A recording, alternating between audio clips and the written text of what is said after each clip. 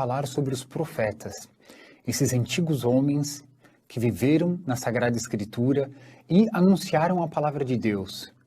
No entanto, nós temos que saber o que é um profeta, o que são esses homens, quem são eles, e vamos conhecer na Sagrada Escritura um por um desses grandes profetas do passado. No entanto, surge uma pergunta: o que é um profeta? Nós poderíamos falar sobre Isaías, Jeremias, Amós, Oséias, Abdias e todos os profetas. No entanto, temos que saber o que são esses profetas. Se o antigo filósofo Sócrates estivesse vivo, ele perguntaria: você me falou sobre este, aquele e aquele outro profeta. No entanto, o que significa profeta?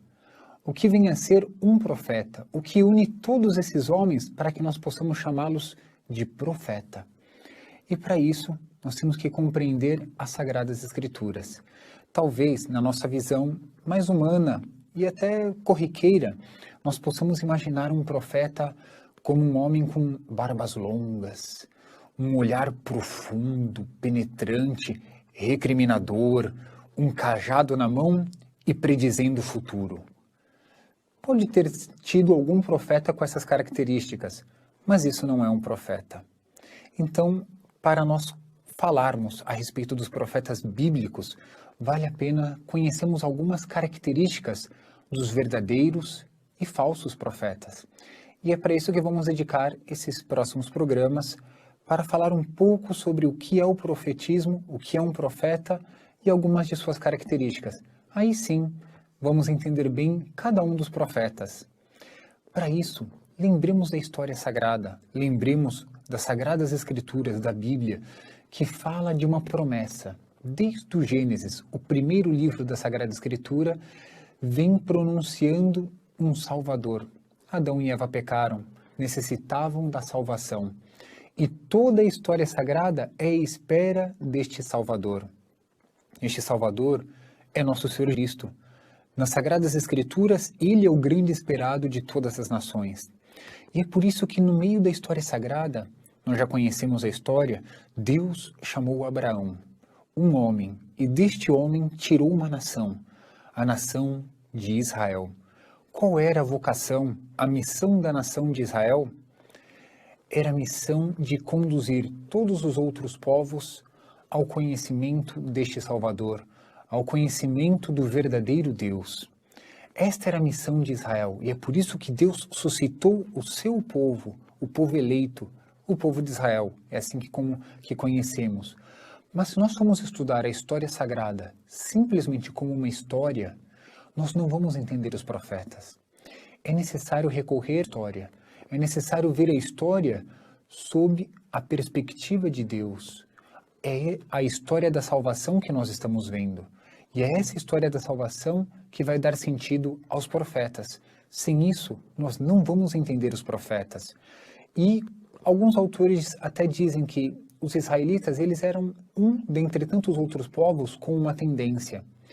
Assim como os gregos tinham uma tendência para a filosofia, os romanos para algo mais jurídico, os israelitas tinham uma tendência para o lado religioso. Não é assim. Isto não é verdade.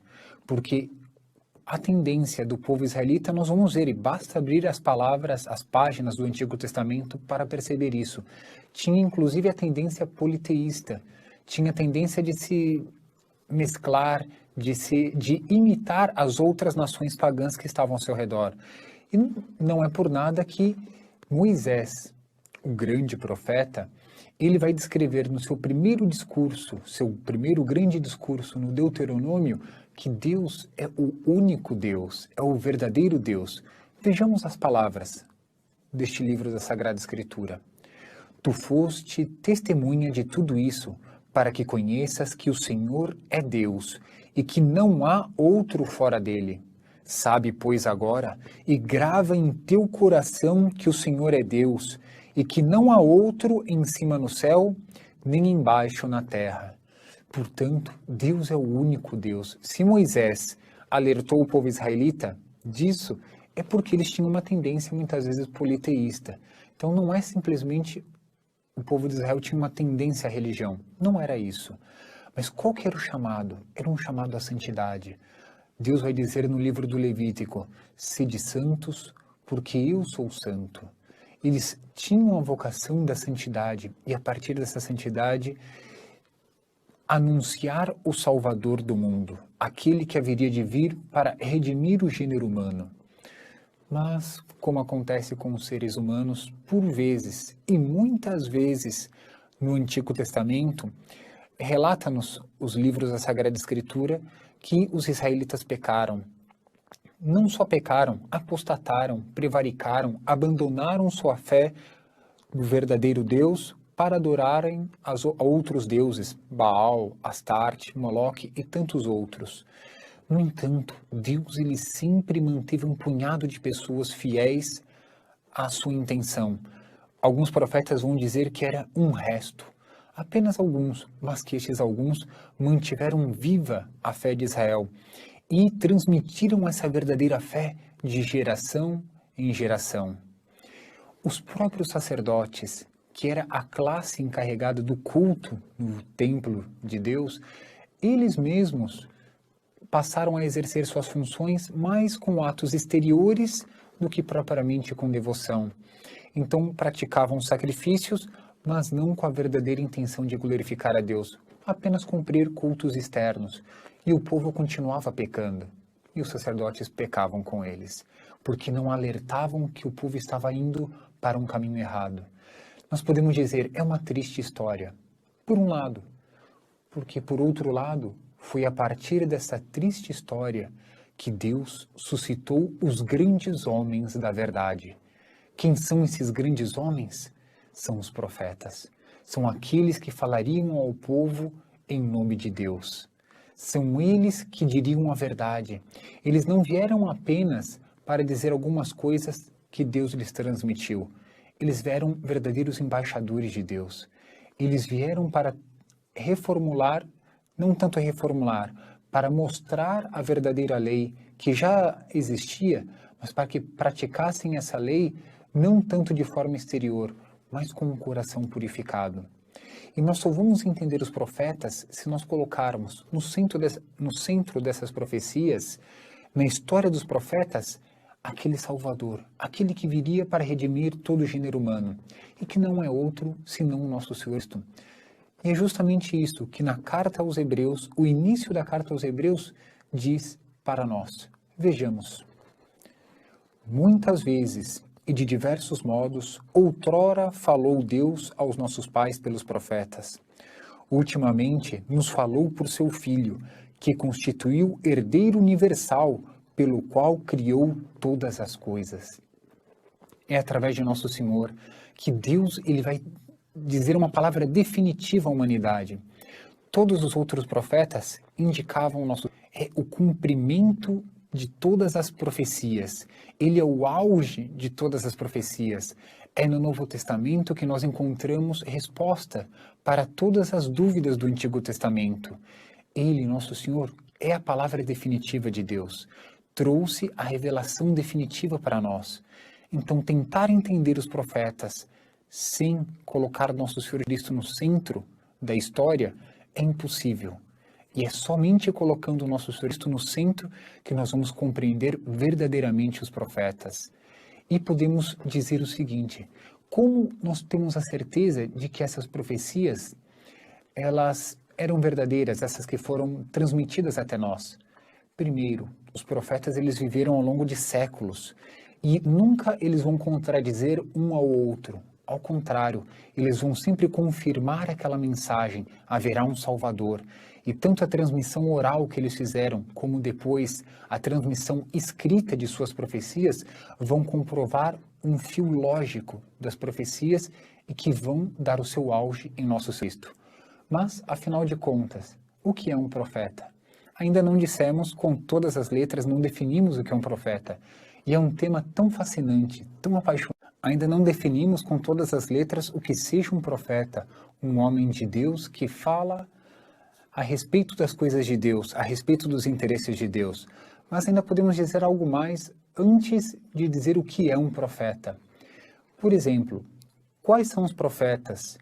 quais os livros proféticos que nós temos nas Sagradas Escrituras sobre esses autores que deixaram algo escrito para nós a respeito de suas profecias. E creio que seria interessante nós fazermos uma divisão.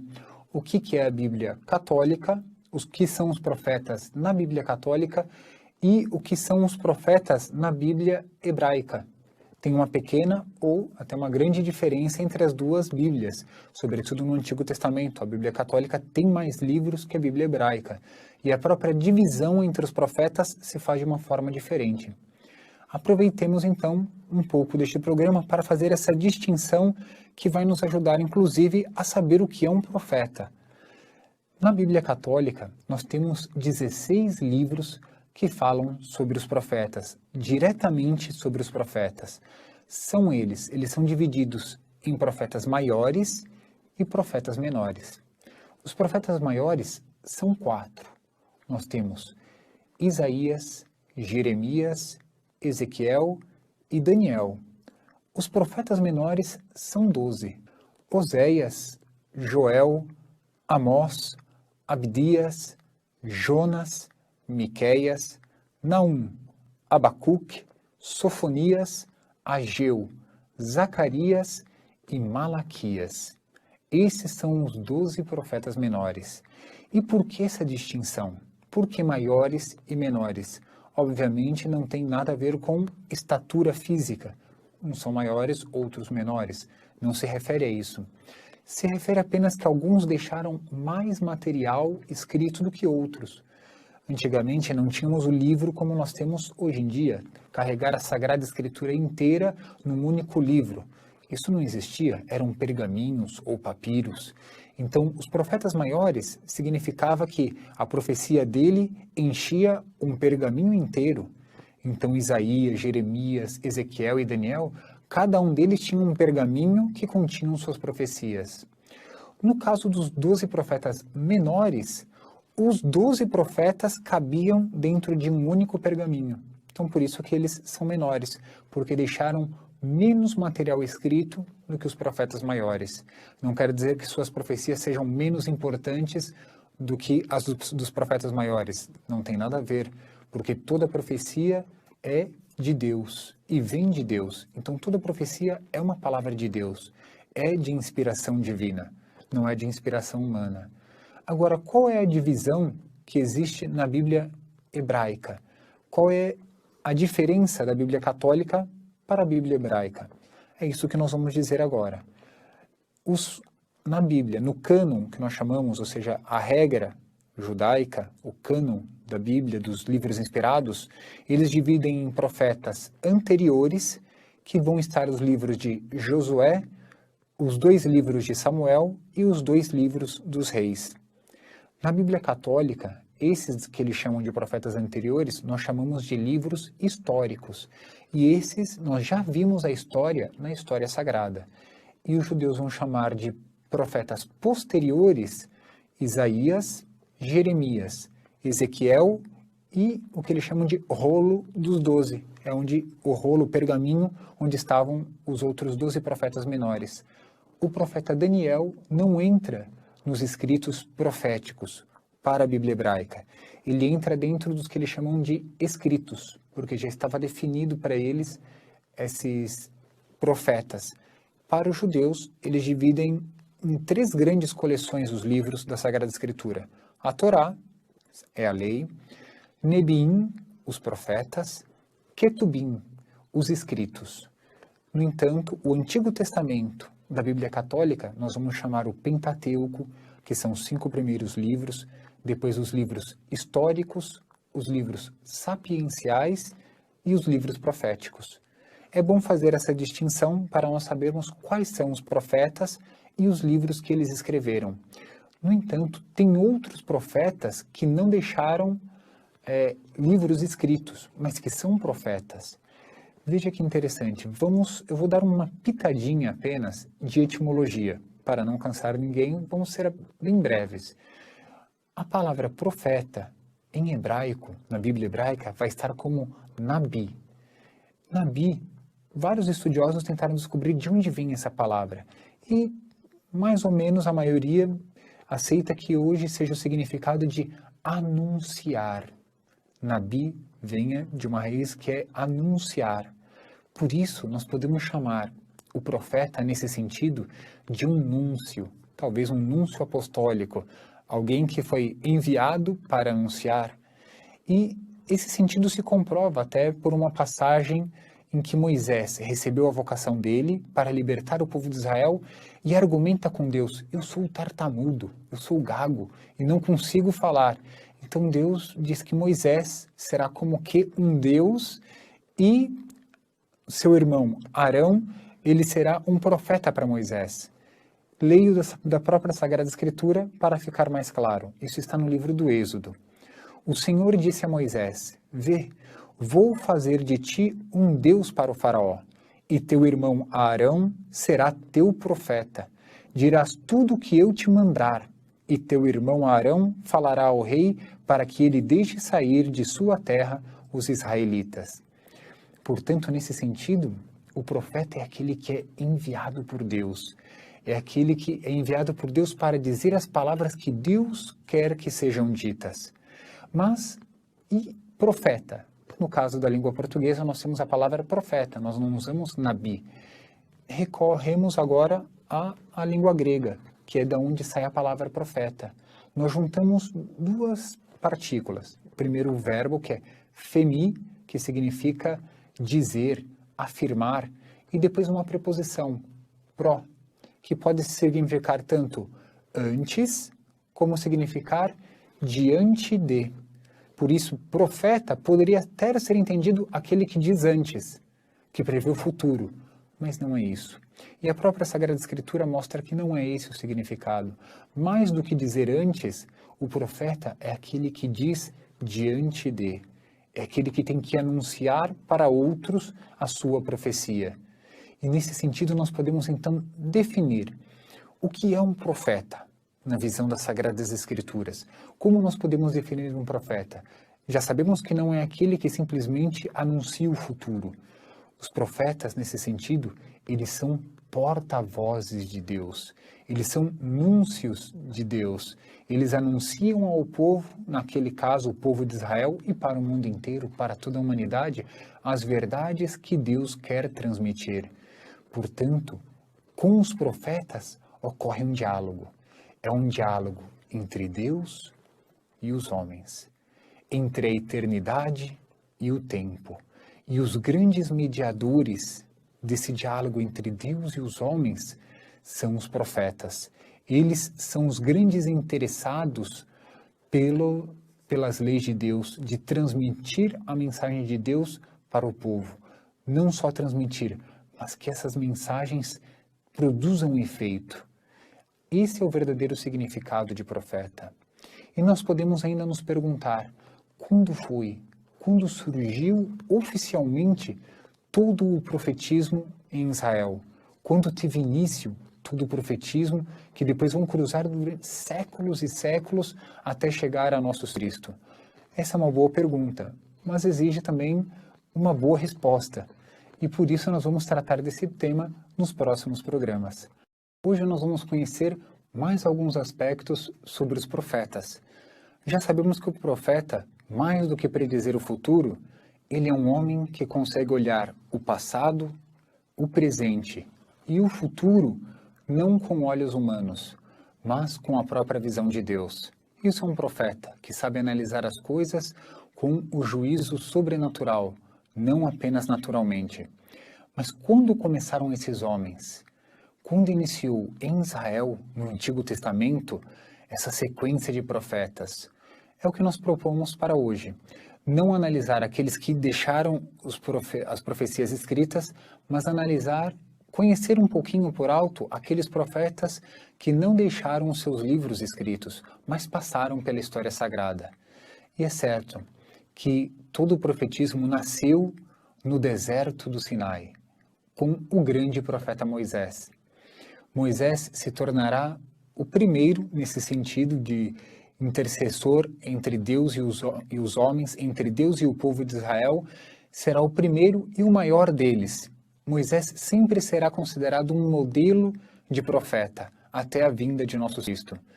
E vejam só o elogio que o próprio Moisés recebe das Sagradas Escrituras. Está no livro do Deuteronômio.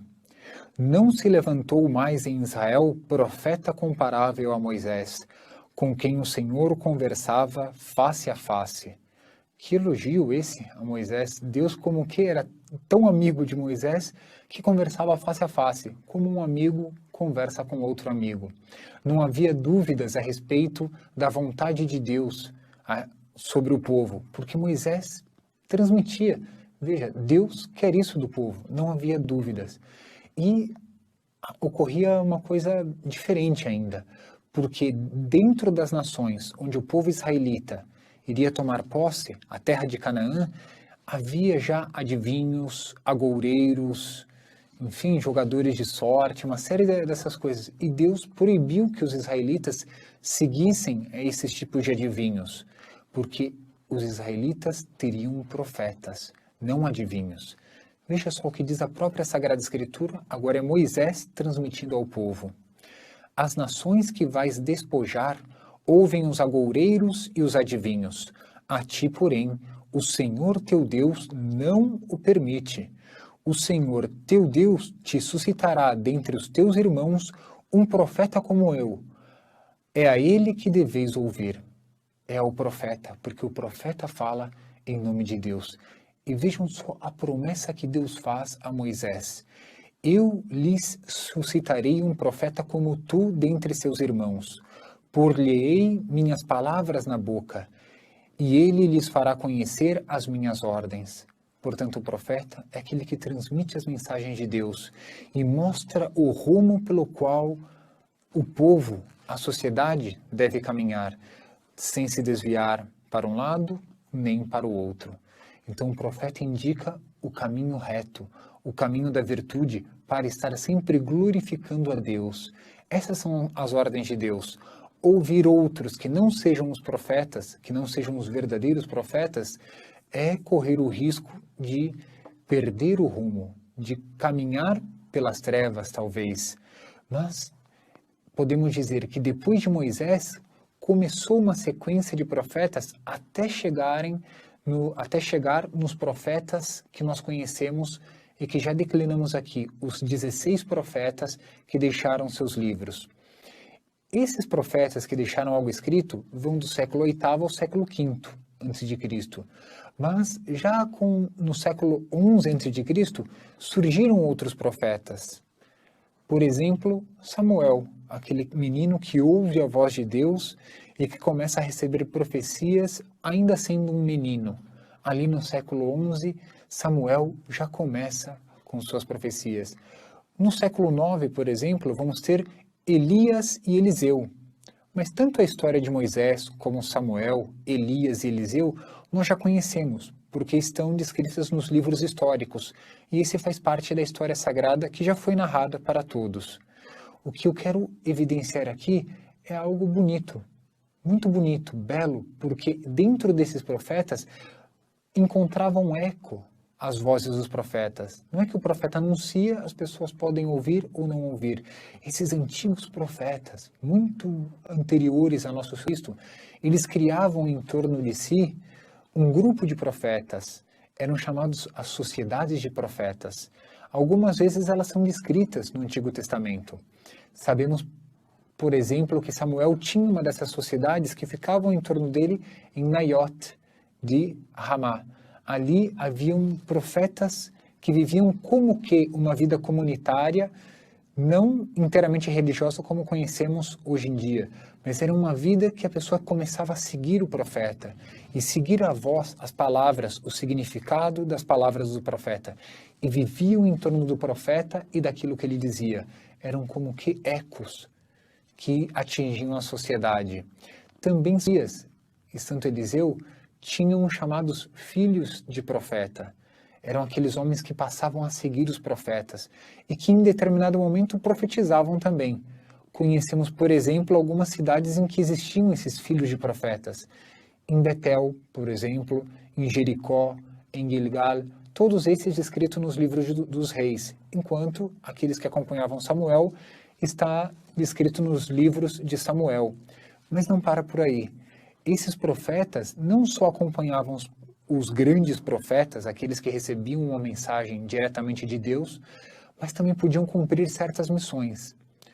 Uma vez, por exemplo, um desses profetas, desses filhos de profeta, foi enviado pelo próprio Santo Eliseu até Jeú, em Israel, e ele foi ungido rei de Israel por um desses filhos de profeta, não foi diretamente por Eliseu, mas cumpria com essa missão. Então eles tinham outras missões, exerciam missões favorecendo a própria missão do profeta. Mas existem outros, porque, claro, tanto Samuel, Elias e Eliseu são esses profetas que são muito conhecidos nas Sagradas Escrituras.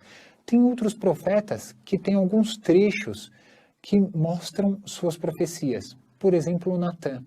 Natã é aquele profeta que nós já vimos na história sagrada, que recrimina Davi pelo pecado que ele cometeu contra a esposa de Urias, como a própria morte de Urias. Temos outro profeta chamado Gad, que também repreende o rei Davi por aquele pecado de orgulho, que ele quis fazer um recenseamento de todo o povo. E ele manda escolher uma das 3 penitências, e o próprio Davi escolhe 3 dias de peste. Temos outro profeta como Aías, foi aquele que anunciou que o reino seria dividido entre norte e sul. Ele fala diretamente com Jeroboão, que será o primeiro rei do norte. Temos também outro profeta, que é o profeta Miqueias, que não é aquele que faz parte dos 12 menores, é um outro, que vai anunciar a morte do rei Acabe. Todos esses estão descritos ao longo dos livros proféticos, mas são profetas. Era comum também naquela época que os profetas fizessem consultas a respeito de coisas particulares, de alguma coisa que houvesse acontecido com sua família.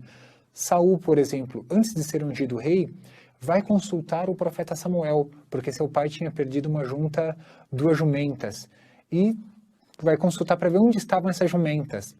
Por exemplo, Ben-Hadad, que era rei da Síria, vai consultar também Eliseu a respeito de sua saúde. Isso não deve estranhar, porque a sociedade daquele tempo era uma sociedade teocrática. Isso quer dizer que é governada por Deus. E se é governada por Deus, é em Deus que eles encontrarão as respostas para os seus problemas. Mas vejamos o seguinte, esses profetas talvez tenham deixado livros escritos, como nos diz o primeiro livro das Crônicas.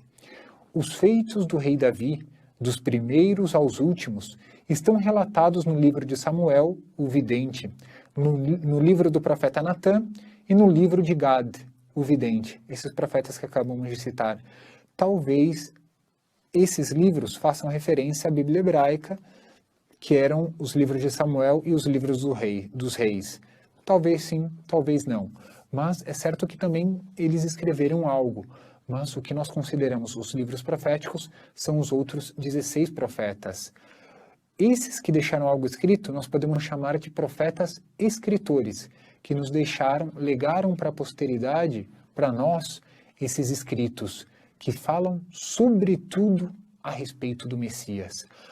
Todo esse período que vai desses profetas até nosso Cristo, vamos ter os profetas escritores. Não vamos dizer agora, porque vamos tratar de cada um deles. O certo é o seguinte, no século V, acabaram essas profecias oficiais e passou quase 400 anos sem profecias, até chegar a Cristo. Por que 400 anos? As profecias já tinham sido dadas. O povo já sabia que deveria esperar o Messias, esperar um Salvador. É duro esperar um Salvador durante 400 anos. 400 anos é muito tempo, mas eles deveriam esperar com fé, rezando e implorando para que viesse o quanto antes o Salvador da humanidade. E de fato, quando chegou o nosso tempo, começaram a aflorar novamente os profetas. Lembremos da profetisa Ana, dentro do templo de Jerusalém, aquela viúva que profetizava a respeito de Cristo, anunciava Nosso Senhor em Jerusalém. Lembremos também de São João Batista, que vai dizer: eis o Cordeiro de Deus, eis aquele que tira o pecado do mundo. Porque eles já estão indicando, aqui está o nosso Cristo. No restante do Novo Testamento, quase eles não são mencionados os profetas. Existe nos Atos dos Apóstolos, sobretudo um profeta chamado Ágabo, que vai profetizar uma grande fome, a morte de São Paulo e alguns outros. No entanto, vai acabando a profecia para começar uma nova fase, porque a profecia se tornou completa, veio o nosso Cristo e salvou a humanidade inteira. Então, não se trata mais do anúncio de um Salvador, mas dizer quem é este Salvador. E aí começa a pregação apostólica. Cristo é o Messias prometido, é o Salvador da humanidade. É só a partir de Nosso Senhor, repito mais uma vez, que nós vamos compreender essas profecias do Antigo Testamento. No próximo programa, veremos mais algumas características dos profetas.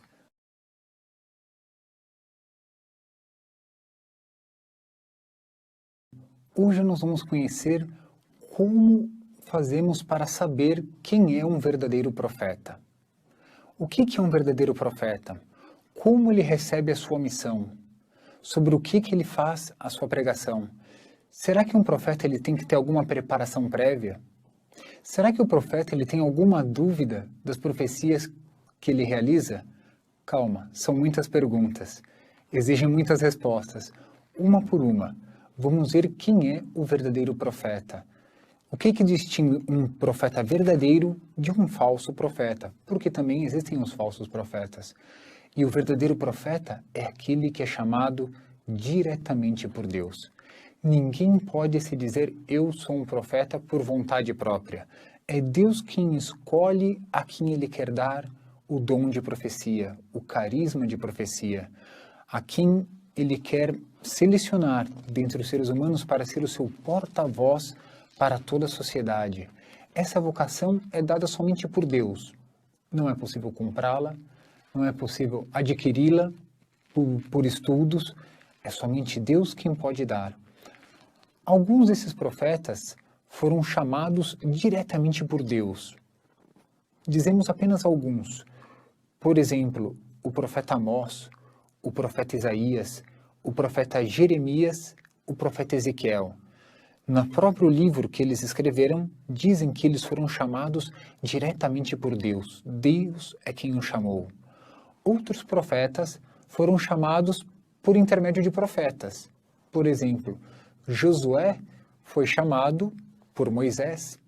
Eliseu foi chamado por Elias. Então são profetas que receberam seu profetismo, mas foram chamados por outros profetas. No fundo, esses profetas estavam chamando outros por vontade de Deus. Então é sempre por vontade de Deus, nunca a vontade humana. No entanto, nós podemos ver que a vocação de profeta não é tão agradável quanto pareça. Eu vou receber mensagens de Deus, aquilo que eu devo anunciar para as pessoas. Muito bem, mas saiba que nem sempre as pessoas aceitam a palavra dos profetas. Eu dou apenas um exemplo. O profeta Jeremias lamenta-se de ter que fazer profecias, porque suas profecias não são para dizer que as pessoas estão caminhando bem. As profecias são para equilibrar a sociedade, para deixar de fazer o mal e passar a fazer o bem. Portanto, tem que corrigir aquilo que está errado. Veja só o que diz Jeremias. Seduziste-me, Senhor, e eu me deixei seduzir. Dominaste-me e obtiveste o triunfo. Sou objeto de contínua irrisão e todos zombam de mim. Cada vez que falo é para proclamar a aproximação da violência e devastação. E dia a dia a palavra do Senhor converte-se para mim em insultos e escárnios. E a mim mesmo eu disse, não mais mencionarei, nem falarei em seu nome, mas em meu interior havia um fogo devorador que se me encerrava nos ossos. Esgotei-me em refreá-lo e não consegui. Ele já estava cansado. Sempre que ele falava, tinha que denunciar os erros, seja a idolatria, a opressão, tantas outras coisas. E era motivo de zombação, de irrisão, de perseguição. No entanto, ele mesmo tinha se prometido, não vou falar mais em nome de Deus. Não conseguia. Deus como que perseguia Jeremias e um fogo interior o obrigava a falar. E ele falava em nome de Deus. Então vemos que o profeta não consegue calar, porque é a própria vontade de Deus que quer que o profeta fale. Mas é necessário ter alguma preparação para ser profeta? Muitas pessoas disseram que sim, colocaram como condição ter muita imaginação, ou ser inteligente, ou ser rico. Ao longo da história, as pessoas foram desenvolvendo várias doutrinas a respeito de se o profeta precisaria ter preparação até intelectual para ser um profeta. Mas, na verdade, é que Deus nem sempre chama os qualificados, mas Deus qualifica a quem Ele chama. É o contrário. Deus, Ele dá os dons necessários, as graças necessárias a quem Ele quer dar uma missão especial. Por exemplo, Samuel, quando foi chamado para ser profeta, era apenas um menino. Também nós temos Amós, era um pastor que vivia no campo. Jeremias era um adolescente.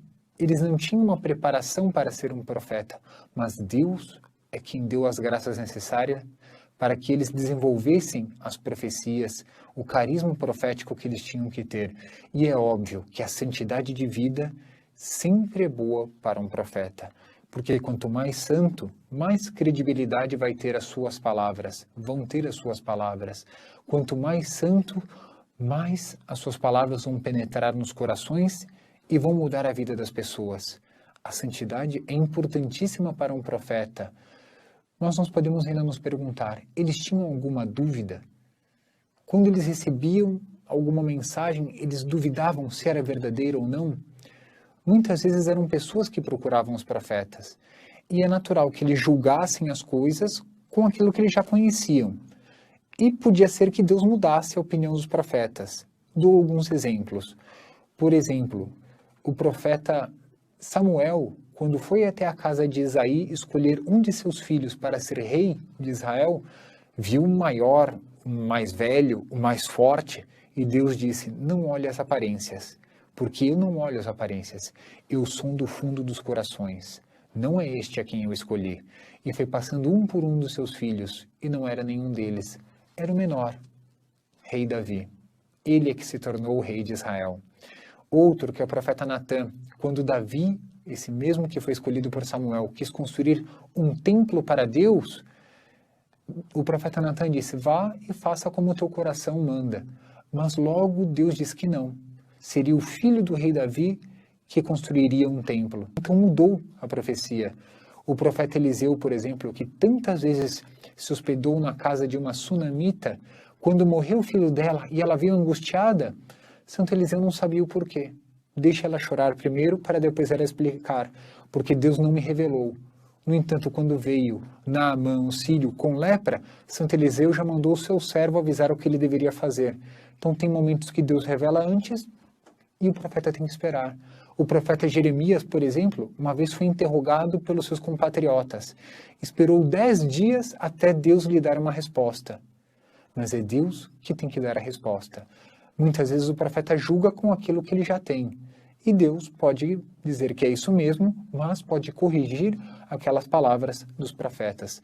Sobretudo, quando é uma palavra solene, nós vamos ouvir expressões como assim diz o Senhor, palavra do Senhor, e tantas outras expressões, oráculo do Senhor, que vai significar que Deus está falando solenemente através do profeta. O certo é o seguinte, todos os escritos proféticos são inspiração de Deus. Pedro, em sua segunda carta, antes de tudo, sabei que nenhuma profecia da Escritura é de interpretação pessoal, porque jamais uma profecia foi proferida por efeito de uma vontade humana. Homens inspirados pelo Espírito Santo falaram da parte de Deus. Portanto, é sempre Deus quem fala através dos profetas. No fundo, é a voz de Deus para a humanidade. E o profeta ele pode conhecer algo naturalmente ou sobrenaturalmente. Isso não envolve a profecia. O que vale mais é o juízo que ele faz daquilo que ele conhece. Porque aí é o que São Tomás vai nos ensinar. É uma inspiração profética. Saber interpretar os acontecimentos passados, presentes e futuros sob a perspectiva de Deus, com a visão de Deus, não como uma visão humana. Citar o caso do faraó do Egito. Lembremos que o faraó teve um sonho. em que ele viu 7 vacas gordas, 7 vacas magras, 7 espigas cheias, 7 espigas mirradas, convocou todos os sábios e magos do Egito e ninguém soube interpretar os sonhos. Quem teve o sonho de uma forma sobrenatural foi o faraó, mas ninguém sabia interpretar. Então um copeiro do faraó lembrou que na prisão existia José, filho de Jacó. Foi chamado José à presença do faraó, e o faraó é quem transmitiu o sonho dele para José. E José soube interpretar os sonhos do faraó. A profecia não foi dada ao faraó, porque ele não soube interpretar. O mais importante ele não tinha. Foi dada a José. Portanto, os verdadeiros profetas, eles são aqueles que têm o juízo das coisas que eles veem, um juízo sobrenatural. Eles não têm uma visão humana. Eles têm uma visão divina das coisas. E isso é o que distingue um verdadeiro profeta de um falso profeta. Ele é chamado por Deus e fala em nome de Deus.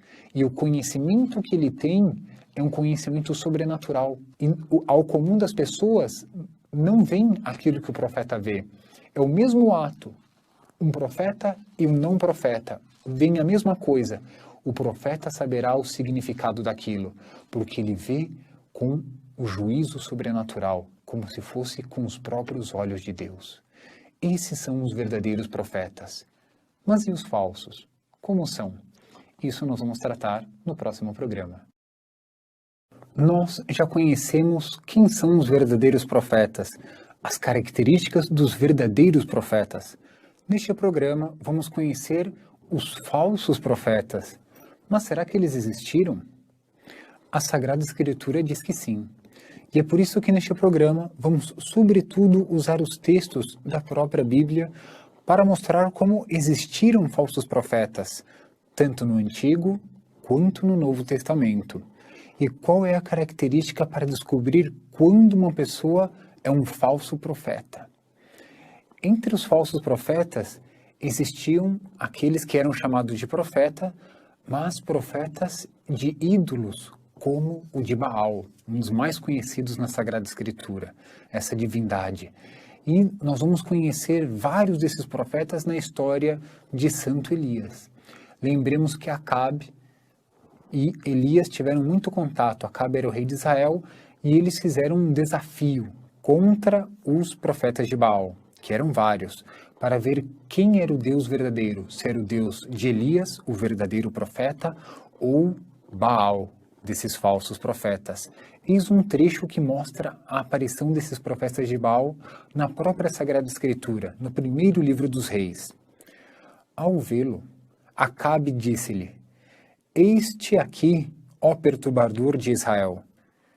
E vai responder Santo Elias: não sou eu o perturbador de Israel, respondeu Elias, mas tu sim, e a casa de teu pai, porque abandonastes os preceitos do Senhor e tu seguiste os Baal. Convoca, pois, à montanha do Carmelo, junto de mim, todo Israel com os 450 profetas de Baal e os 400 profetas de Aserá que comem à mesa de Jezabel, que era a esposa de Acabe. Então eram 450 de Baal e 400 de Aserá. Já conhecemos essa história, pois ela foi narrada na sequência da história sagrada. Mas veja que interessante, porque Acabe abandonou os preceitos do Senhor, abandonou a lei de Deus, passou a seguir os falsos profetas. Eis uma das características. A pessoa deixa a lei de Deus para seguir um falso profeta. E qual foi o resultado? Nesse desafio, que eram 2 bois que foram mortos, os de Baal, esses profetas passaram boa parte do dia convocando um fogo do céu para mostrar que Baal era verdadeiro. E nada aconteceu. Enquanto que Santo Elias mal acabou de pronunciar sua oração e desceu o fogo do céu, provando que só existe um Deus verdadeiro e não vários deuses. Com isso já fica uma primeira característica dos falsos profetas. Mas os mais perigosos não são esses profetas de Baal, são aqueles profetas que tentam falar em nome do Deus verdadeiro. Esses podem trazer mais confusão do que os falsos profetas. Um exemplo disso nós vamos encontrar justamente na história de Acabe, que ele vai se juntar junto com Josafá, que era rei de Judá, o reino do sul, contra o rei da Síria. Eis um versículo, eles vão consultar 400 falsos profetas. O rei de Israel, tendo reunido os profetas, que eram em número de 400, perguntou-lhes: devo eu atacar Ramote de Galaade, ou devo me abster? Eles responderam: vai, o Senhor a entregará nas mãos do rei. O Senhor a entregará nas mãos do rei. Mentira, Acabe morreu nessa batalha. E foi justamente um pouco depois que o verdadeiro profeta chamado Miqueias, ele anunciou a morte de Acabe. Acabe mandou prender Miqueias e disse: nós vamos acertar as contas quando eu voltar. E Miqueias disse: se voltar. E de fato não voltou. Então, uma outra característica de um falso profeta é que suas profecias não se cumprem. Ele anuncia algo, mas suas profecias são falsas, não se cumprem. E veja só, durante uma época em que já estava começando uma grande seca, fome, Jeremias, ele vai anunciar que os falsos profetas anunciam que tudo está bem. Ele vai pedir perdão a Deus pelo povo. E veja só esse diálogo para ver como os falsos profetas estavam já introduzidos na sociedade. Diz o livro do profeta Jeremias: eu, porém, lhe respondi: ah, Senhor, olhai para o que dizem os profetas. A espada não vos atingirá, e não sofrereis fome, pois que nesse lugar eu vos darei paz e segurança. Replicou, porém, o Senhor: não são mentiras que proferiram os profetas em meu nome. Não os enviei, não lhes dei ordem, e nem mesmo lhes falei. Visões de mentiras, adivinhações vãs, invenções de suas mentes, eis o que profetizam. É uma palavra forte de Deus para Jeremias, mas eles mentiam descaradamente e ajeitavam a vida do povo, muitas vezes relaxada, às visões proféticas, mas não aos mandamentos de Deus. E Jeremias ali estava defendendo os verdadeiros preceitos do Senhor, esses mandamentos. Isso é o que se passava. E nós podemos concluir que vários desses falsos profetas foram, de certa forma, a causa da ruína de Israel, porque deixaram com que o povo permanecesse longe dos mandamentos de Deus, causando a ruína que nós vamos ver em 587, quando a Babilônia derrotar o reino de Judá. Vejam só esse trecho de Jeremias mais adiante. Por isso, eis o oráculo do Senhor dos Exércitos contra os profetas. Vou nutri-los com absinto e dar-lhes de beber águas contaminadas, porquanto é pela atitude dos profetas de Jerusalém que a impiedade invadiu a terra. Eis o que diz o Senhor dos Exércitos: não escuteis os profetas que vos transmitem vãos oráculos. São visões do próprio Espírito que vos divulgam, e não as palavras do Senhor. Não cessam de proclamar aos que me desprezam: oráculo do Senhor, tudo irá bem para vós.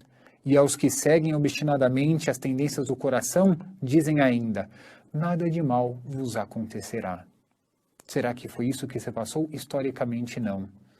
Foi justamente o contrário. Judá foi destruída. No entanto, esses falsos profetas são a grande causa da ruína, da derrota desses profetas. Eles foram a grande causa dessa derrota do reino de Israel.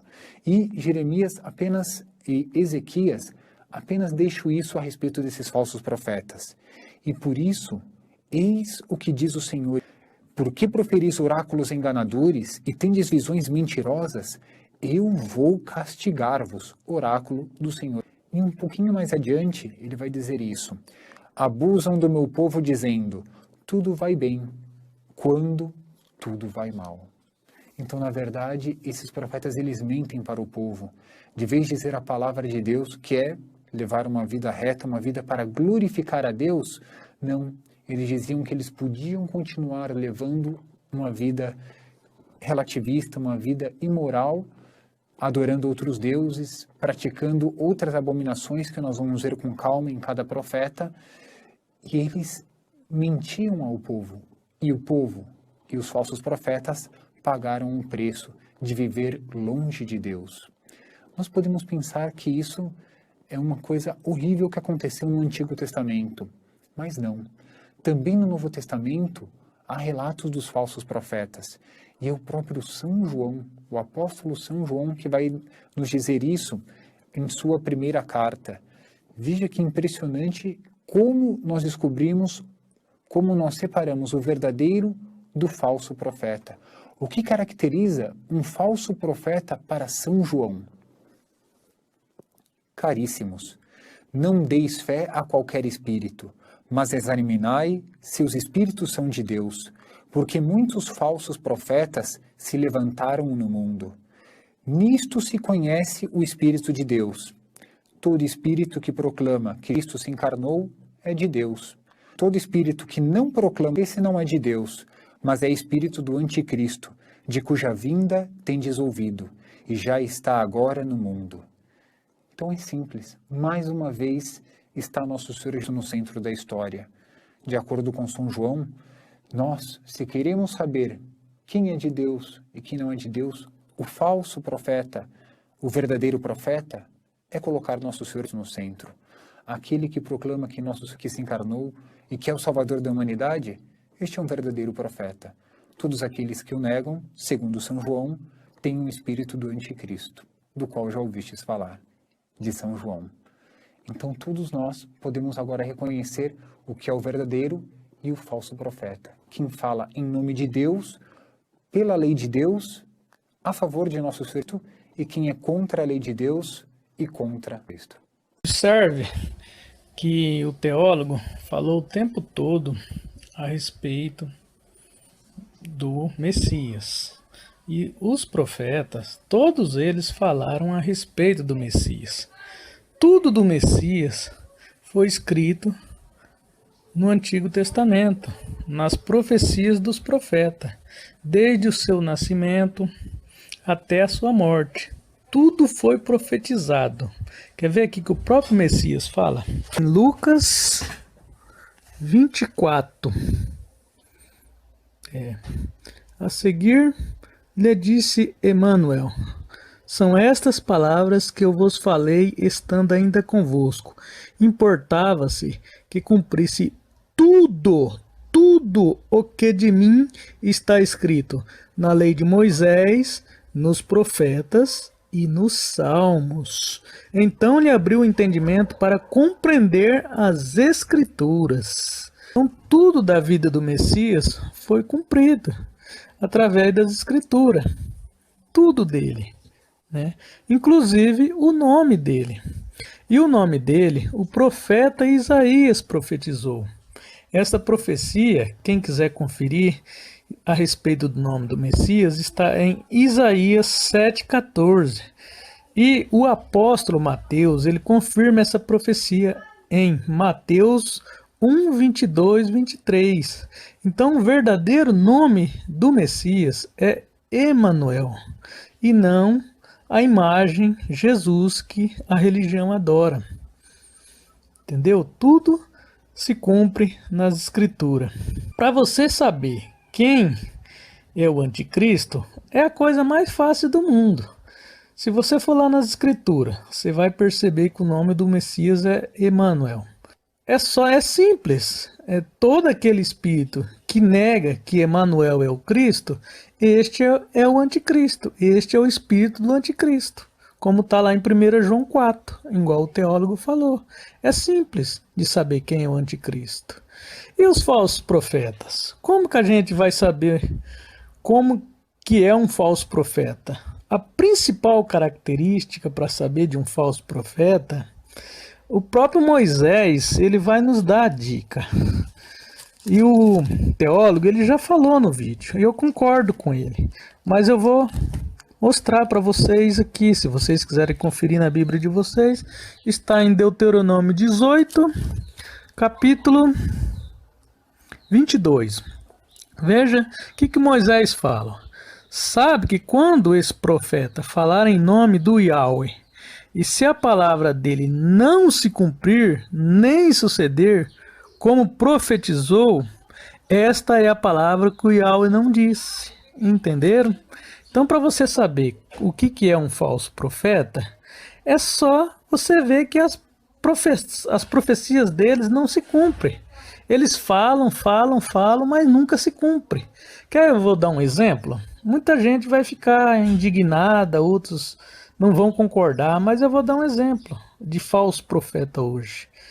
É a respeito da volta desse Jesus. Todo ano, basta acontecer um terremoto, basta acontecer qualquer desastre, uma guerra, que todo mundo, Jesus vai voltar, Jesus está voltando. E passa ano, sai ano, e esse Jesus nunca volta, nunca volta, e nunca vai voltar. Eu vou explicar para vocês em detalhe, vocês vão entender por que esse Jesus não volta. E eu tenho a maior certeza que ele não volta. Eu vou explicar no vídeo por que ele não volta. E tudo baseado nos profetas. Os profetas me garantem isso para mim, que ele não volta. Quando o Messias falou que vai vir numa nuvem, igual tem um versículo lá, aquilo lá é uma mensagem espiritual, aquela mensagem. Aquilo ali, nuvem, se vocês for reparar no Antigo Testamento, Moisés fala isso. Quando o povo no deserto era guiado pelo Pai, tinha uma nuvem que acompanhava eles. De dia era a nuvem e de noite uma coluna de fogo. Aquilo ali era a presença do Pai. Então, nuvem significa a presença do Pai. Então, quando o Messias fala, eu vou vir numa nuvem, ele está falando num sentido espiritual. Ele está falando que ele vai vir em presença de espírito. Porque em carne e osso ele já veio. E o próprio irmãos dele mataram ele. E se ele viesse hoje em carne, esse povo que está na religião aí matava ele de novo. É só vocês perceber o comércio que está a religião, o escândalo que está a religião.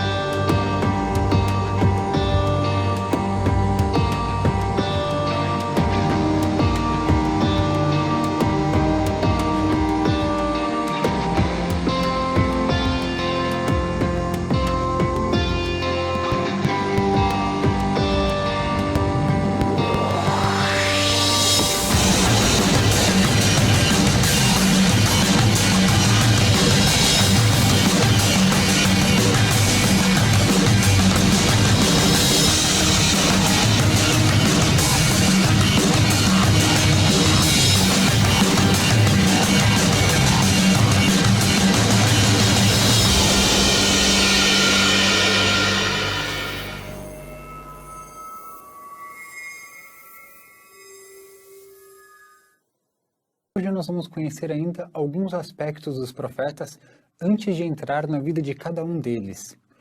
Por exemplo, para quem os profetas anunciaram? Quem ouviu a pregação desses profetas? E o que eles anunciavam? Qual é a palavra de Deus para as pessoas? São dois temas que vale a pena nós conhecermos para entendermos depois o que os profetas estão dizendo para tal povo em tal época. Por exemplo, nós sabemos que algumas profecias, e que as profecias são um gênero totalmente diferente dos outros escritos das Sagradas Escrituras, elas são proferidas em voz alta, elas devem ser ouvidas, elas são anunciadas para que as pessoas ouçam. Mas quem ouve essas profecias? Raramente é para uma única pessoa. Ocorre também. Nós temos aqui, eu dou dois exemplos. Um é Amós, que profetizou para o sacerdote de Betel que queria expulsá-lo do reino de Israel. Então ele pronuncia uma profecia contra esse sacerdote. Outra é o próprio profeta Isaías, que profetiza contra Sobna, que era um prefeito do palácio do rei Ezequias. Então, na verdade, era contra esses personagens. Raramente é para uma única pessoa. Pode acontecer, isso sim, que um profeta pronuncie algo por ordem de Deus ao rei. Por quê? Porque o rei é um dos intermediários entre Deus e os homens, sobretudo na concepção do antigo Israel. Então, os reis representavam o povo. Aquilo que chegava aos reis era depois estendido a todo o povo. Temos, por exemplo, Isaías, que anuncia para Acás e Ezequias, Jeremias, que anuncia ao rei Sedecias, Natã, que anuncia ao rei Davi, Elias, que anuncia suas profecias ao rei Acabe. Então o rei ele representava o povo, mas em geral a profecia é para a nação, seja o povo, seja a nação. Por quê? Porque é a nação que tem que mudar de conduta e caminhar de acordo com os mandamentos de Deus. O que Deus quer atingir com a profecia é a conversão, é deixar de fazer o mal e aprender a fazer o bem. Esse é o intuito da profecia, de tirar do mau caminho e colocar no bom caminho. Então, quando vem a profecia, é para alertar. Geralmente, a profecia ou é de condenação pelos atos que as pessoas estão fazendo, ou é de salvação, mostrando uma esperança no futuro. Mas é só isso? Só tem oráculos nos livros dos profetas? Não. Quem for ler vai ver as vocações dos profetas, visões, sonhos, canções, hinos, cartas, instruções e até ações simbólicas, gestos que representam também as profecias. Dou apenas um, porque depois nós vamos ver isso ao longo dos livros dos profetas. Jeremias certa vez colocou um jugo sobre o seu pescoço, para mostrar que a Babilônia colocaria um jugo de escravidão sobre Israel. Então era uma forma de interpretar o futuro, de anunciar aquilo que aconteceria. Se o povo não mudasse de conduta, seria escravo da Babilônia. E foi o que aconteceu. Mas, ademais, nós podemos nos perguntar, o que os profetas diziam? Como nós podemos resumir a palavra dos profetas? Não é um tema fácil, porque eles profetizam a respeito de uma série de coisas. Os profetas são homens de seus tempos. Eles vivem concretamente e suas mensagens são para aquelas pessoas, apesar de ter também um sentido universal. Mas eles resolvem problemas concretos. No entanto, nós podemos dar 3 características que todos os profetas, em geral, vão seguir. A primeira delas é que o profeta anuncia que existe somente um Deus, não vários deuses. Só tem um Deus verdadeiro, é o monoteísmo, apenas um Deus. E isso é insistido pelos profetas. Não adoreis outros deuses, porque eles não são verdadeiros. Há um só Deus, aquele que nos tirou do Egito para nos introduzir na Terra Prometida. Esse é um dos grandes temas que os profetas sempre vão tratar. Outro tema que é imprescindível é o Messias. Os profetas vão anunciar a vinda de um Messias. E todo o Antigo Testamento tem a sua espinha dorsal envolta na espera do Messias, que é o Salvador.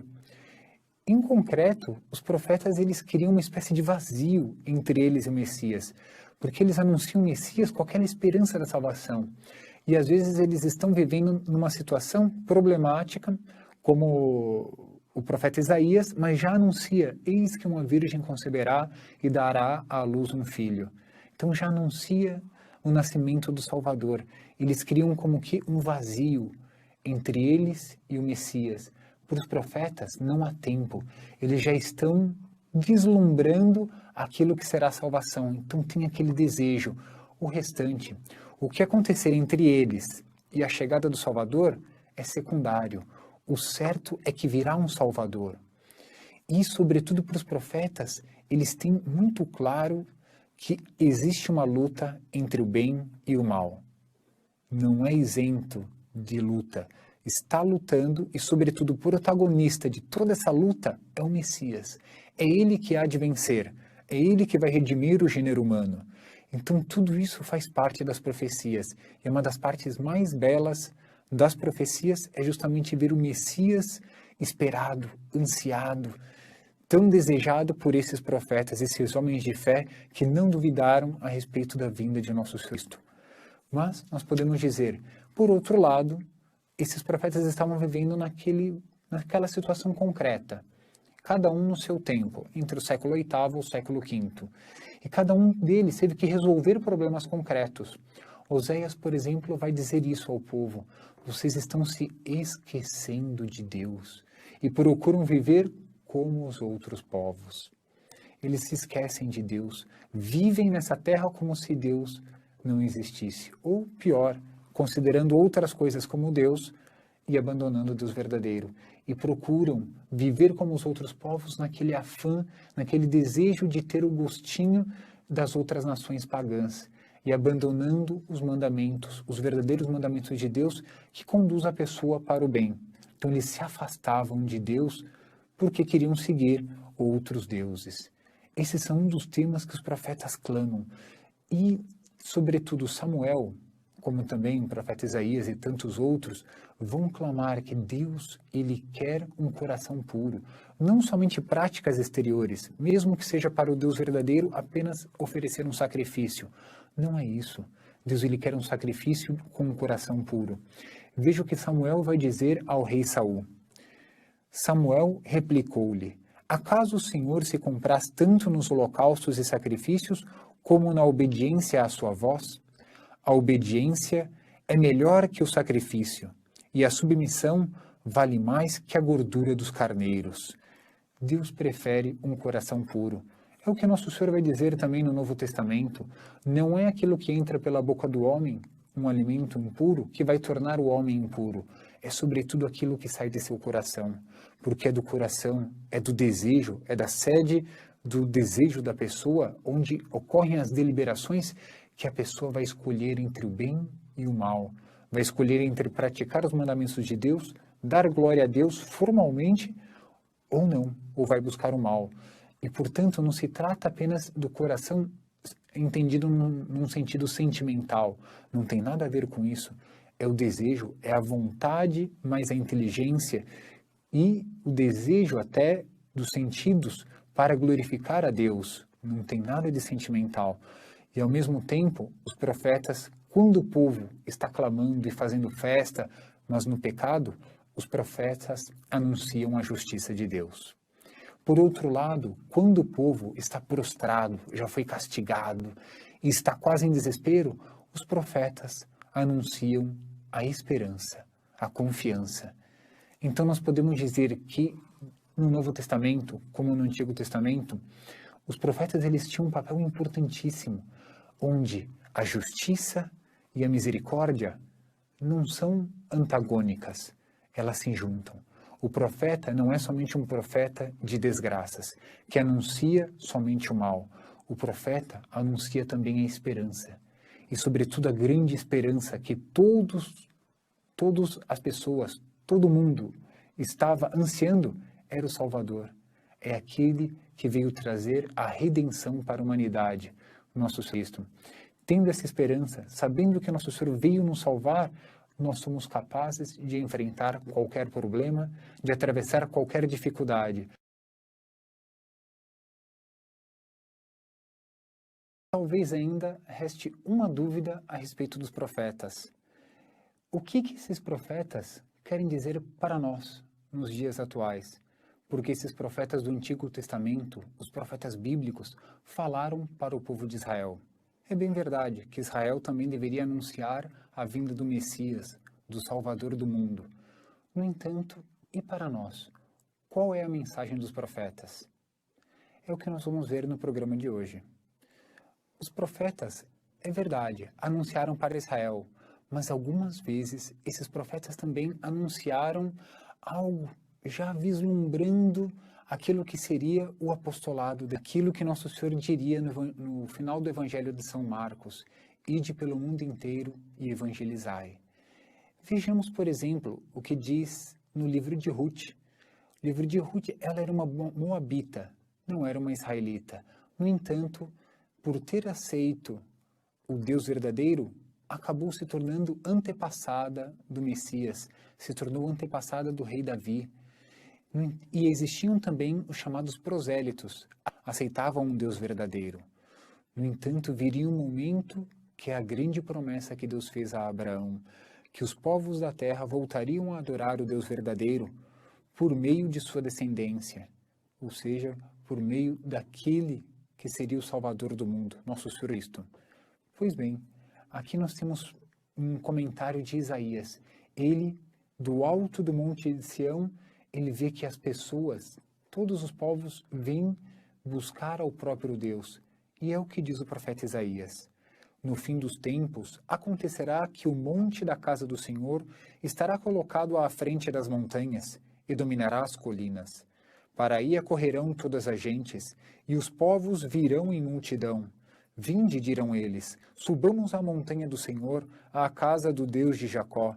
Ele nos ensinará seus caminhos, e trilharemos as suas veredas. Porque de Sião deve sair a lei, e de Jerusalém a palavra do Senhor. E é o próprio Cristo que vai dizer: Eu sou o caminho, a verdade e a vida. É através de nosso Cristo que nós vamos encontrar a verdade e a vida. E também a profecia, muito interessante, de Malaquias, vai dizer que do Oriente ao Ocidente, todos virão glorificar a Deus. Eis o versículo. Porque do nascente ao poente, meu nome é grande entre as nações, e em todo lugar se oferecem ao meu nome o incenso, sacrifícios e oblações puras. Sim, grande é o meu nome entre as nações, diz o Senhor dos Exércitos. Então haveria um momento em que todas as nações seriam reconduzidas, seriam conduzidas à glorificação do verdadeiro Deus. E nós podemos dizer, passado tanto tempo, para nós, o que quer dizer essa palavra profética? Se toda a Escritura é palavra de Deus, é a palavra do Senhor, quanto mais as palavras dos profetas, que Deus dirigiu diretamente ao seu povo e dirigiu diretamente a cada um de nós. E esses profetas abraçaram essa verdade, essa palavra que eles tinham que anunciar. Os profetas estavam dispostos a dar suas próprias vidas para defender a verdade, para defender essa palavra que Deus lhes mandava dizer. Por quê? Porque o profeta se fazia um com a sua missão. Portanto, também nós estamos ouvindo essa palavra. E nós sabemos que os profetas não eram perseguidos porque eram eles os perseguidos. Os profetas geralmente foram perseguidos porque anunciaram a palavra de Deus. Em última análise, a quem perseguiam não eram os profetas, era a palavra de Deus, visto que é o grande profeta, o excelentíssimo profeta, cumprimento de todas as profecias, que veio trazer o anúncio definitivo. Ele concedeu à sua igreja o munus de ensinar, de conduzir à verdade, mas não só a hierarquia, que deve ensinar a verdade, mas também aos leigos, cada um de nós, seja em suas famílias, em seu trabalho, no contato com as outras pessoas, tanto por palavras quanto por obras, devem anunciar no Cristo. Essa é a profecia atual. Cada um de nós que disser a verdade, que disser a verdadeira profecia, deve pregá-la com palavras e com obras. Por quê? Porque nosso Cristo era o centro das profecias. Nosso é o centro das Sagradas Escrituras, como também é o centro da história. Então, cada vez que nós o anunciamos, e anunciamos com coragem, com definição, ele nos protegerá. Veja só o que São Mateus vai dizer sobre a parábola do semeador, aquela que as sementes caem à beira do caminho, em terreno pedregoso, em meio aos espinhos e em terra boa. O próprio Nosso Senhor explicou a parábola a seus apóstolos. E veja só o que ele diz do terreno pedregoso. O solo pedregoso em que ela caiu, a semente, é aquele que acolhe com alegria a palavra ouvida, mas não tem raízes, é inconstante.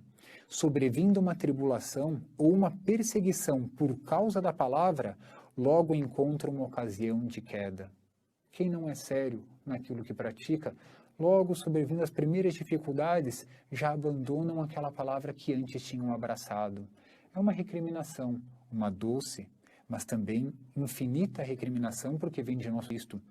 E nós não devemos nos espantar que hajam dificuldades para quem queira fazer o apostolado, para quem queira pregar o nome. São Paulo bem nos mostra no Novo Testamento o quão ele foi perseguido. E veja só o conselho que ele nos deixa através da segunda carta a Timóteo. Pois todos os que quiserem viver piedosamente Cristo terão de sofrer a perseguição. Mas nós podemos nos perguntar, mas é só perseguição? Não, traz ainda muito mais. Traz uma glória, porque quem anunciar com coragem a palavra de nosso Cristo, essas palavras que são proféticas, a profecia para os dias atuais, receberão a sua recompensa. E é o próprio Cristo quem anuncia qual será essa recompensa no alto do Sermão da Montanha. E ele diz, bem-aventurados os que são perseguidos por causa da justiça, porque deles é o reino dos céus. Esses alcançarão o reino dos céus, mas é nosso Cristo que resistirá durante as perseguições no coração de cada um. Então, nós queremos seguir os passos dos profetas? Certamente, porque queremos anunciar ao nosso Cristo, não só com palavras, mas sobretudo com obras.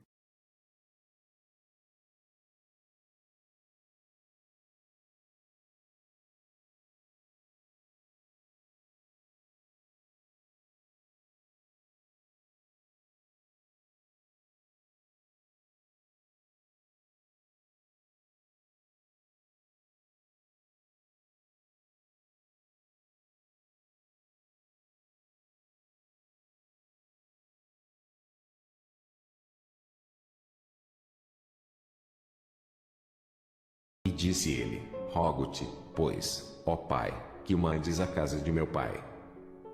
Pois tenho 5 irmãos, para que lhes dê testemunho, a fim de que não venham também para este lugar de tormento. Disse-lhe Abraão: Eles têm Moisés e os profetas, ouçam-nos.